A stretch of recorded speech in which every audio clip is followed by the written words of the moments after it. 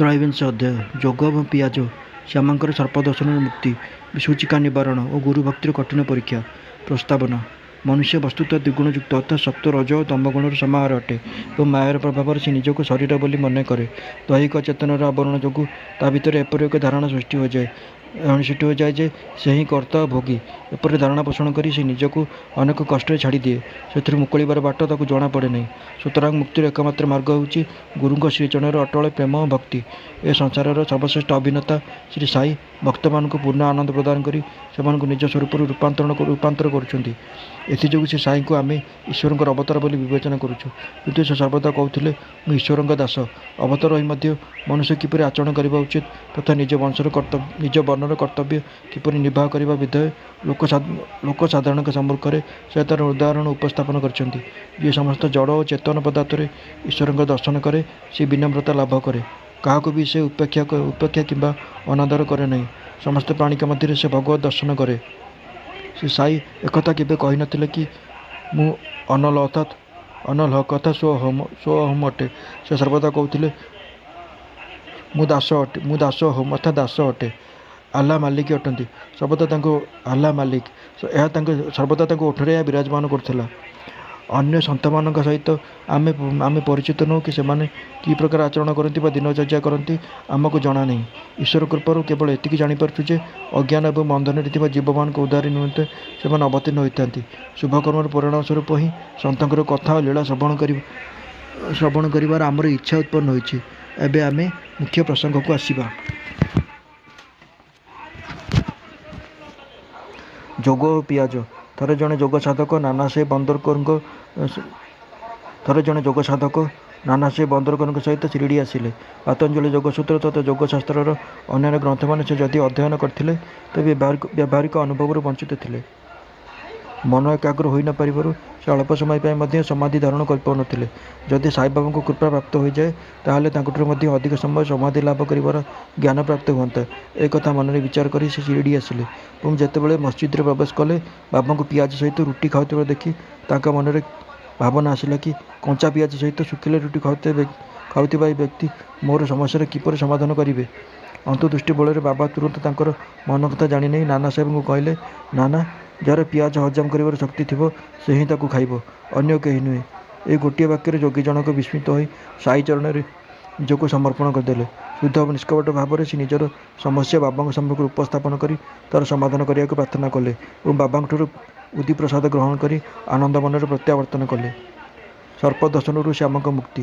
ଏ କଥା ଆରମ୍ଭ କରିବା ପୂର୍ବରୁ ହେମାଡପନ୍ତ କହିଛନ୍ତି ଯେ ଜୀବକୁ ପାଳିତ ଶୁଆ ସହିତ ତୁଳନା କରାଯାଇପାରେ, କାରଣ ଉଭୟ ବନ୍ଧନଗ୍ରସ୍ତ, ଜଣେ ଶରୀରରେ ତ ଆଉ ଜଣେ ପଞ୍ଜୁରୀ ମଧ୍ୟରେ। ଉଭୟ ସେମାନଙ୍କ ବର୍ତ୍ତମାନ ଅବସ୍ଥାକୁ ଶ୍ରେୟସ୍କର ମନେ କରନ୍ତି। କିନ୍ତୁ ହରିକୃପାରୁ ଯଦି କୌଣସି ଉତ୍ତମ ଗୁରୁ ମିଳିଯାଆନ୍ତି ଏବଂ ସିଏ ତାଙ୍କର ଜ୍ଞାନଚକ୍ଷୁ ଉନ୍ମୀଳନ କରି ବନ୍ଧନମୁକ୍ତ କରିଦିଅନ୍ତି ତାହେଲେ ତାର ଚେତନାସ୍ତର ଉନ୍ନତ ହୁଏ, ଯାହା ତୁଳନାରେ ପୂର୍ବର ବନ୍ଧନଗ୍ରସ୍ତ ଓ ସୀମିତ ଜୀବନ କିଛି ନଥିଲା। ଗତ ଅଧ୍ୟାୟରେ ଶ୍ରୀ ମିରିକଙ୍କ ଉପରେ ଆଗତ ସଙ୍କଟର ପୂର୍ବସୂଚନା ଦେଇ ବାବା ତାଙ୍କୁ କିପରି ରକ୍ଷା କଲେ ତାହା ବର୍ଣ୍ଣନା କରାଯାଇଛି। ପାଠକ ବନ୍ଧୁମାନେ ଏବେ ଅନୁରୂପ ଆଉ ଏକ କଥା ଶୁଣନ୍ତୁ। ଥରେ ଗୋଟିଏ ବିଷଧର ସର୍ପ ଶ୍ୟାମଙ୍କ ହାତରେ ଦର୍ଶନ କଲା। ସମଗ୍ର ଶରୀରରେ ବିଷ ପ୍ରସାରିତ ହୋଇଯିବାରୁ ସେ ଭୀଷଣ ଯନ୍ତ୍ରଣା ଅନୁଭବ କରି କାନ୍ଦିବାକୁ ଲାଗିଲେ କି ଏବେ ହୁଏତ ତାଙ୍କର ଶେଷ ସମୟ ଆସିଗଲା। ତାଙ୍କର ଇଷ୍ଟବନ୍ଧୁ ତାଙ୍କୁ ବିଠୋବା ଭଗବାନଙ୍କ ପାଖକୁ ନେଇଯିବାକୁ ଚାହୁଁଥିଲେ, ଯେଉଁଠାରେ ଏ ପ୍ରକାର ଯନ୍ତ୍ରଣାର ଚିକିତ୍ସା ହେଉଥିଲା। କିନ୍ତୁ ଶ୍ୟାମା ମସଜିଦ ଆଡ଼କୁ ଦୌଡ଼ିଲେ। ନିଜର ବିଠୋବା ସେ ସାଇବାବାଙ୍କ ପାଖକୁ। ଯେତେବେଳେ ବାବା ତାଙ୍କୁ ଦୂରରୁ ଆସୁଥିବାର ଦେଖିଲେ ଚିତ୍କାର କରି ତିରସ୍କାର ଭର୍ତ୍ସନା କରିବାକୁ ଲାଗିଲେ। କ୍ରୋଧିତ ସ୍ୱରରେ କହିଲେ, ଆରେ ପାପୀ କୃତଘ୍ନ ବାମନ ଅର୍ଥାତ୍ ଉକ୍ତ ସାପ ବିଗତ ଜନ୍ମରେ ବାମନ ଥିଲା। ଉପରକୁ ଚଢ଼ନା, ସାବଧାନ, ଯଦି ଏପରି କରିବୁ। ପୁଣି ଗର୍ଜନ କରି କହିଲେ, ଓହ୍ଲାଇ ଯା, ଦୂରକୁ ଚାଲିଯା, ତଳକୁ ଓହ୍ଲାଇ ଯା। ସେ ସାଇବାବାଙ୍କୁ ଏ ପ୍ରକାର କ୍ରୋଧିତ ଅବସ୍ଥାରେ ଦେଖି ଶ୍ୟାମା ଦ୍ୱନ୍ଦ୍ୱରେ ପଡ଼ିଗଲେ ଏବଂ ନିରାଶ ହୋଇ ଭାବିବାକୁ ଲାଗିଲେ କି କେବଳ ମସଜିଦ ହିଁ ମୋର ଆଶ୍ରୟ ଏବଂ ସାଇବାବା ଅସହାୟମାନଙ୍କର ଆଶ୍ରୟଦାତା ଅଟନ୍ତି। କିନ୍ତୁ ସେ ଯେତେବେଳେ ଏହି ପ୍ରକାର ବ୍ୟବହାର କରି ମୋତେ ତଡ଼ିଦେବେ ମୁଁ ଆଉ କାହାର ଶରଣରେ ଯିବି। ସେ ତାଙ୍କ ଜୀବନର ଆଶା ଛାଡ଼ିଦେଲେ ଏବଂ ହତାଶ ହୋଇ ବସି ପଡ଼ିଲେ। କିଛି ସମୟ ପରେ ବାବା ଯେତେବେଳେ ପୂର୍ବବତ୍ ଶାନ୍ତ ହେଲେ ଶ୍ୟାମା ଉପରକୁ ଆସି ତାଙ୍କ ପାଖରେ ବସିଲେ। ବାବା କହିଲେ, ଡର ନାହିଁ, ତିଳେ ମାତ୍ର ଚିନ୍ତା କର ନାହିଁ। ଦୟାଳୁ ଫକୀର ଅବଶ୍ୟ ତୁମର ରକ୍ଷା କରିବ। ଘରକୁ ଯାଇ ଶାନ୍ତିରେ ବସ ଏବଂ ବାହାରକୁ ଯାଅ ନାହିଁ। ମୋ ଉପରେ ବିଶ୍ୱାସ କରି ନିର୍ଭୟ ହୋଇ ଚିନ୍ତା ଛାଡ଼ିଦିଅ। ତାଙ୍କୁ ଘରକୁ ପଠାଇଦେବା ପରେ ତାତ୍ୟା ପାଟିଲ ଓ କାକା ସାହେବ ଦୀକ୍ଷିତଙ୍କ ଦ୍ୱାରା ବାବା ଖବର ପଠାଇଲେ କି ଯେ ଯାହା ଇଚ୍ଛା ସେ ଯାହା ଇଚ୍ଛା ଭୋଜନ କରିବ, ଘରେ ଚଲାବୁଲା କରିବ, ତେବେ ତଳେ ଗଡ଼ିବ ନାହିଁ କି ଶୋଇବ ନାହିଁ। ଉଲ୍ଲେଖ କରିବା ଆବଶ୍ୟକ ନାହିଁ ଯେ ଆଦେଶ ଅକ୍ଷରେ ଅକ୍ଷରେ ପାଳନ କରାଗଲା ଏବଂ କିଛି ସମୟ ମଧ୍ୟରେ ସେ ପୂର୍ଣ୍ଣ ସୁସ୍ଥ ହୋଇଗଲେ। ଏହି ବିଷୟରେ କେବଳ ଏହି କଥା ଶୁଣାଯାଏ ଯେ ବାବାଙ୍କର ବାକ୍ୟ ଓହ୍ଲାଇଯା, ଦୂରକୁ ଚାଲିଯା, ତଳକୁ ଓହ୍ଲାଇଯା ଶ୍ୟାମଙ୍କୁ ଲକ୍ଷ୍ୟ କରି କୁହାଯାଇ ନଥିଲା, ବରଂ ସେହି ସାପ ଓ ତା'ର ବିଷକୁ ଉଦ୍ଦେଶ୍ୟ କରି ଏହି ଆଦେଶ ଦିଆଯାଇଥିଲା। ଅର୍ଥାତ୍ ଶ୍ୟାମଙ୍କ ଶରୀରରେ ବିଷ ପ୍ରସାରିତ ନ ହେବାକୁ ନିର୍ଦ୍ଦେଶ ଦିଆଯାଇଥିଲା। ଅନ୍ୟ ମନ୍ତ୍ରଶାସ୍ତ୍ର ବିଶେଷଜ୍ଞ ଭଳି ବାବା କୌଣସି ମନ୍ତ୍ର ବା ମନ୍ତ୍ରୋକ୍ତ ଅକ୍ଷତ ଜଳ ଆଦିର ପ୍ରୟୋଗ କରିନଥିଲେ। ଏହି କଥା ଓ ଏହି ପ୍ରକାର ଅନ୍ୟ କଥା ସବୁ ଶୁଣି ସାଇବାବାଙ୍କ ଚରଣରେ ଦୃଢ଼ ବିଶ୍ୱାସ ହୋଇଯିବ ଯେ ଯଦି ମାୟାଯୁକ୍ତ ସଂସାର ପାରି କରିବାକୁ ହେବ, ତାହେଲେ ସେ ସାଇ ଚରଣ ବିନା ଅନ୍ୟ ଗତି ନାହିଁ। ମହାମାରୀ ଅର୍ଥାତ୍ ବିଶ୍ୱଜିକା। ଥରେ ଶିରିଡ଼ି ଗ୍ରାମରେ ବିଶ୍ୱଜିକା ରୋଗ ବ୍ୟାପିଲା।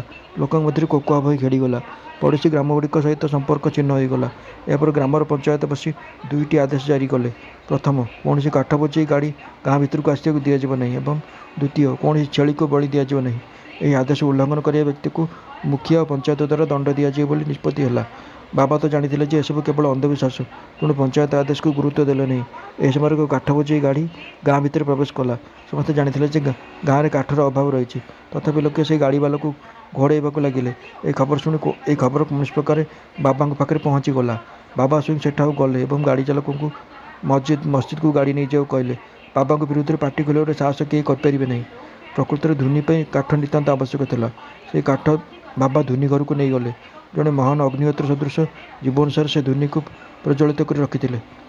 ବାବାଙ୍କର ଗୃହ ଅର୍ଥାତ୍ ମସଜିଦ ସର୍ବଦା ଖୋଲା ରହୁଥିଲା। ତାଲା ଚାବିର ସେଠାରେ କୌଣସି ଆବଶ୍ୟକତା ନଥିଲା।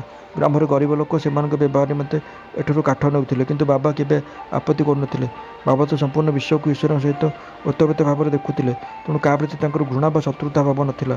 ପୂର୍ଣ୍ଣ ଅନାସକ୍ତ ହୋଇଥିଲେ ମଧ୍ୟ ଜଣେ ସାଧାରଣ ଗୃହସ୍ଥର ଉଦାହରଣ ଲୋକଙ୍କ ସମ୍ମୁଖରେ ସେ ଉପସ୍ଥାପନ କରିଥିଲେ।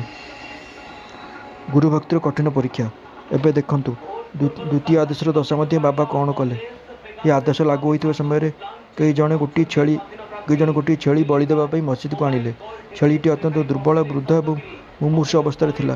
ସେହି ସମୟରେ ମାଲେଗାଁଓର ଫକୀର ପୀର ମହମ୍ମଦ ଓରଫ ବଡ଼େ ବାବା ତାଙ୍କ ନିକଟରେ ଉପସ୍ଥିତ ଥିଲେ। ବାବା ତାଙ୍କୁ ଛେଳି କାଟି ବଳି ଚଢ଼ାଇବାକୁ କହିଲେ। ବାବା ବଡ଼େ ବାବାଙ୍କର ଖୁବ୍ ଆଦର କରୁଥିଲେ, ଏଯୋଗୁଁ ସେ ସର୍ବଦା ତାଙ୍କୁ ତାଙ୍କର ଡାହାଣ ପାର୍ଶ୍ୱରେ ବସାଉଥିଲେ। ପ୍ରଥମେ ସେ ଚିଲମ ଟାଣିବା ପରେ ବାବାଙ୍କୁ ଦେଉଥିଲେ, ଏପଟେ ଅନ୍ୟ ଭକ୍ତଙ୍କୁ। ଯେତେବେଳେ ମଧ୍ୟାହ୍ନ ଭୋଜନ ଦିଆଯାଉଥିଲା, ବାବା ବଡ଼େ ବାବାଙ୍କୁ ଆଦର ସହକାରେ ଡାକି ତାଙ୍କର ଡାହାଣରେ ବସାଉଥିଲେ ଏବଂ ଏକାଠି ମିଶି ଭୋଜନ କରୁଥିଲେ। ବାବାଙ୍କ ପାଖରେ ଯାହା କିଛି ଦକ୍ଷିଣା ଠୁଳ ହେଉଥିଲା, ସେଥିରୁ 50 ଟଙ୍କା ପ୍ରତିଦିନ ବଡ଼ ବାବାଙ୍କୁ ଦେଉଥିଲେ। ଯେତେବେଳେ ସେ ଫେରୁଥିଲେ, ବାବା ମଧ୍ୟ ତାଙ୍କ ସହିତ 100 ପାଦ ପର୍ଯ୍ୟନ୍ତ ଯାଉଥିଲେ। ତାଙ୍କର ଏତେ ଆଦର କରୁଥିଲେ ମଧ୍ୟ ଯେତେବେଳେ ବାବା ତାଙ୍କୁ ଛେଳି ବଳି ଦେବା ପାଇଁ କହିଲେ, ସେ ତାକୁ ଅସ୍ୱୀକାର କରି ସ୍ପଷ୍ଟ ଭାବରେ କହିଲେ ଯେ ବଳି ଚଢ଼ାଇବା ଅନୁଚିତ। ତାପରେ ବାବା ଶ୍ୟାମାଙ୍କୁ ବଳି ଦେବା ପାଇଁ କହିଲେ। ସେ ରାଧାକୃଷ୍ଣ ମାଈଙ୍କ ଘରକୁ ଯାଇ ଛୁରୀ ଆଣିଲେ ଏବଂ ବାବାଙ୍କ ସମ୍ମୁଖରେ ରଖିଲେ। ରାଧାକୃଷ୍ଣ ମାଈ ଯେତେବେଳେ ଛୁରୀ ଆଣିବାର କାରଣ ଜାଣିପାରିଲେ, ତୁରନ୍ତ ଛୁରୀ ନେଇ ଆସିବା ପାଇଁ ଖବର ପଠାଇଲେ। ଏହାପରେ ଶ୍ୟାମା ଆଉ ଗୋଟିଏ ଛୁରୀ ଆଣିବା ପାଇଁ ଗଲେ, କିନ୍ତୁ ବହୁ ସମୟ ପର୍ଯ୍ୟନ୍ତ ଫେରିଲେ ନାହିଁ। ଏବେ କାକା ସାହେବ ଦୀକ୍ଷିତଙ୍କ ପାଳି ଆସିଲା। ସେ ତ ସୁବର୍ଣ୍ଣ ପରି ସ୍ୱଚ୍ଛ ଥିଲେ, କିନ୍ତୁ ତାଙ୍କୁ କଷଟି ପଥରରେ ଘଷିବା ମଧ୍ୟ ଆବଶ୍ୟକ ଥିଲା। ବାବା ତାଙ୍କୁ ଛୁରୀ ନେଇ ବଳି ଦେବାକୁ କହିଲେ। 60 ବାଡ଼ରେ ସେ ଗୋଟିଏ ଛୁରୀ ଆଣିଲେ ଏବଂ ବାବାଙ୍କ ଆଦେଶ ପାଇବା ମାତ୍ରେ ବଳି ପକାଇବାକୁ ଉଦ୍ୟତ ହେଉଥିଲେ ଏବଂ ଜୀବନରେ ବଳି କୃତ୍ୟ ଜାଣିନଥିଲେ। ହିଂସାରେ ସେ ପକ୍ଷପାତୀ ନଥିଲେ, ତଥାପି ବଳି ଦେବା ପାଇଁ ଉଦ୍ୟତ ହୋଇଗଲେ। ଦେଖଣାଳିଙ୍କ ମଧ୍ୟରେ ସମସ୍ତେ ଆଶ୍ଚର୍ଯ୍ୟ ହେଲେ ଯେ ବଡ଼େ ବାବା ଯବନ ହୋଇ ମଧ୍ୟ ବଳି ଦେବାକୁ ସହମତ ହେଲେ ନାହିଁ ଏବଂ ଇଏ ସନାତନ ବ୍ରାହ୍ମଣ ହୋଇ ମଧ୍ୟ ବଳି ଦେବାକୁ ପ୍ରସ୍ତୁତ ହେଉଛନ୍ତି। ଧୋତିକୁ ଭଲ ଭାବରେ ଗଣ୍ଠି ପକାଇ ହାତରେ ଛୁରୀ ଧରି ବାବାଙ୍କ ଅନ୍ତିମ ଆଦେଶକୁ ସେ ପ୍ରତୀକ୍ଷା କଲେ। ବାବା କହିଲେ, କ'ଣ ଭାବୁଛ? ଚୋଟ ପକାଅ। ହାତ ଉଠାଇ ସେ ଚୋଟ ପକାଇବାକୁ ଯାଉଛନ୍ତି। ବାବା ତାଙ୍କୁ ରୋକି କହିଲେ, ରହ, ତୁମେ କେଡ଼େ ଦୁଷ୍ଟ, ବ୍ରାହ୍ମଣ ହୋଇ ବଳି ଦେବାକୁ ବାହାରିଛ। ବିସ୍ମୟାଭିଭୂତ ନୟନରେ କାକା ସାହେବ ଛୁରୀଟିକୁ ତଳେ ରଖିଦେଲେ ଏବଂ କହିଲେ, ପ୍ରଭୁ, ଆପଣଙ୍କ ଆଦେଶ ଆମ ପାଇଁ ଶିରୋଧାର୍ଯ୍ୟ। ଅନ୍ୟ କଥାର କ'ଣ ମିଳିବ? ଆମେ ତ ସର୍ବଦା ଆପଣଙ୍କୁ ସ୍ମରଣ କରୁଛୁ ଏବଂ ଦିନରାତି ଆପଣଙ୍କର ଆଦେଶ ପାଳନ କରୁଛୁ। ବଳି ଦେବା ଉଚିତ କି ଅନୁଚିତ ଏକଥା ଆମେ ବିଚାର କରିବାର ମଧ୍ୟ ପ୍ରୟୋଜନ ନାହିଁ କି ଏହାର କାରଣ ମଧ୍ୟ ଜାଣିବାକୁ ଚାହୁଁନା। ନିଃସଙ୍କୋଚ ଭାବରେ ଗୁରୁଙ୍କ ଆଦେଶ ପାଳନ କରିବା ଆମର କର୍ତ୍ତବ୍ୟ ଓ ଧର୍ମ। ଏହାପରେ ବାବା କାକା ସାହେବଙ୍କୁ କହିଲେ, ମୁଁ ସ୍ୱୟଂ ବଳି ଚଢ଼ାଇବା କାର୍ଯ୍ୟ କରିବି। ତାପରେ ସ୍ଥିର ହୋଇ ଫକୀରମାନେ ଅବସ୍ଥାନ କରିଥିବା ତାଜିଆ ନାମକ ସ୍ଥାନକୁ ନିଆଯାଇ ସେଠାରେ ବଳି ଦିଆଯିବ। ଯେତେବେଳେ ଛେଳିଟିକୁ ସେଠାକୁ ନିଆଯାଇଥିଲା, ବାଟରେ ତା'ର ପ୍ରାଣବାୟୁ ଉଡ଼ିଗଲା। ଭକ୍ତମାନଙ୍କ ପ୍ରକାର ବର୍ଣ୍ଣନା କରି ହେମାଡ଼ ପନ୍ଥ ଏହି ଅଧ୍ୟାୟ ସମାପ୍ତ କରିଛନ୍ତି। ଭକ୍ତ 3 ପ୍ରକାର ଅଛନ୍ତି, ଉତ୍ତମ, ମଧ୍ୟମ ଓ ସାଧାରଣ। ପ୍ରଥମ ଶ୍ରେଣୀର ଭକ୍ତ ଯିଏ ଗୁରୁଙ୍କର ଇଚ୍ଛା ପୂର୍ବରୁ ହିଁ ଜାଣି ନିଜର କର୍ତ୍ତବ୍ୟମାନଙ୍କର ସେବା କରନ୍ତି। ଦ୍ୱିତୀୟ ଶ୍ରେଣୀର ଭକ୍ତ ଯିଏ ଗୁରୁଙ୍କ ଆଦେଶ ମିଳିବା ମାତ୍ରେ ତୁରନ୍ତ ପାଳନ କରନ୍ତି। ତୃତୀୟ ଶ୍ରେଣୀର ଭକ୍ତ ହେଉଛନ୍ତି ଯିଏ ଗୁରୁଙ୍କ ଆଦେଶ ସର୍ବଦା ଟାଳି ପ୍ରତି ସ୍ତରରେ ତ୍ରୁଟି କରି ବସନ୍ତି। ଭକ୍ତଗଣ ନିଜର ଜାଗ୍ରତ ବୁଦ୍ଧି ଏବଂ ଧୈର୍ଯ୍ୟ ଧାରଣ କରି ଦୃଢ଼ ବିଶ୍ୱାସ ପୋଷଣ କରନ୍ତି। ଭକ୍ତଗଣ ଯଦି ନିଜର ଜାଗ୍ରତ ବୁଦ୍ଧି ଏବଂ ଧୈର୍ଯ୍ୟ ଧାରଣ କରି ଦୃଢ଼ ବିଶ୍ୱାସ ପୋଷଣ କରନ୍ତି ତାହେଲେ ସେମାନଙ୍କର ଆଧ୍ୟାତ୍ମିକ ଉଦ୍ଦେଶ୍ୟ ବେଶୀ ଦୂର ନୁହେଁ। ନିଶ୍ୱାସ ପ୍ରଶ୍ୱାସରେ ନିୟନ୍ତ୍ରଣ, ହଠଯୋଗ ବା ଅନ୍ୟ କଠିନ ସାଧନାର ଆବଶ୍ୟକତା ନାହିଁ। ଯେତେବେଳେ ଶିଷ୍ୟ ପାଖରେ ଉପଯୁକ୍ତ ଗୁଣର ବିକାଶ ହୋଇଯିବ ଏବଂ ଅଗ୍ରିମ ଉପଦେଶରେ ମଧ୍ୟ ଭୂମିକା ପ୍ରସ୍ତୁତ ହୋଇଯିବ ସେତେବେଳେ ଗୁରୁ ସ୍ୱୟଂ ପ୍ରକଟ ହୋଇ ତାହାକୁ ପୂର୍ଣ୍ଣତା ଅଭିମୁଖେ ନେଇଯିବେ। ଆସନ୍ତା ଅଧ୍ୟାୟରେ ବାବାଙ୍କର ମନ କି ହାସ୍ୟ ବିନୋଦ ବିଷୟରେ ଚର୍ଚ୍ଚା କରିବା।